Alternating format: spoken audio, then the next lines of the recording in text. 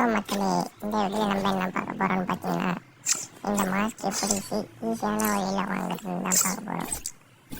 வாங்க இந்த வீடியோவில் போகலாம். ஃபஸ்ட் எடுத்தோடனே நீங்கள் எட்டு மேட்ச் போய் அடிக்கணும்னு சொல்லுவாங்க. அதனால் நீங்கள் கஸ்டமர் கூட நீங்கள் அடிக்கலாம். அதனால் ஒரு ரூம் கார்டை க்ரியேட் பண்ணி நீங்கள் அசால்ட்டாக அடிச்சுட்டு போயிடலாம். நான் இதை பாஸ் பண்ணி பார்த்துக்கோங்க நான் என்ன பண்ணுறேன்னு. அப்போ தான் உங்களால் ஈஸியாக அடிக்க முடியும்.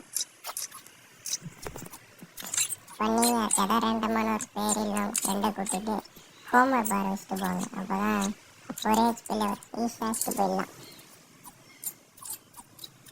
இப்போ யாராவது வந்துட்டோடனே ஸ்டார்ட் கொடுத்துருங்க பட்டுன்னு. நம்ம 3 ரவுண்ட் ஜெயிச்சாலே அசால்ட்டாக நம்ம வின் பண்ணிட்டு போயிடலாம். 4 ரவுண்ட் தேவையில்லை. எவனா வந்துட்டோன்னே தள்ளி ஸ்டார்ட் போட்டுருங்க. இப்போ மேட்சில் போனவங்க நீங்கள் எதுவுமே பண்ண தேவையில்லை. எதாவது அட்டாக்கிங் பாரை வச்சுக்கோங்க. நான் ஹோம் முறையும் போகிறேன் செலக்ட் பண்ணிடுறேன்.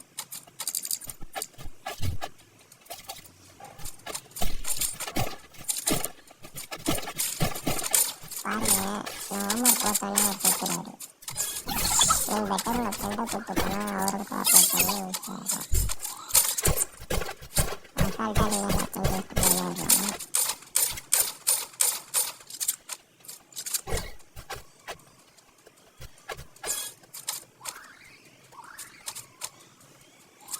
எதுவுமே பண்ண மாட்டேன். பெஸ்ட்டாக ஒரு ஹோமர் அழுத்தி விட்டுருவேன். அது ஆட்டோமேட்டிக்காக ரேஞ்சில் போய் செத்துருவார்.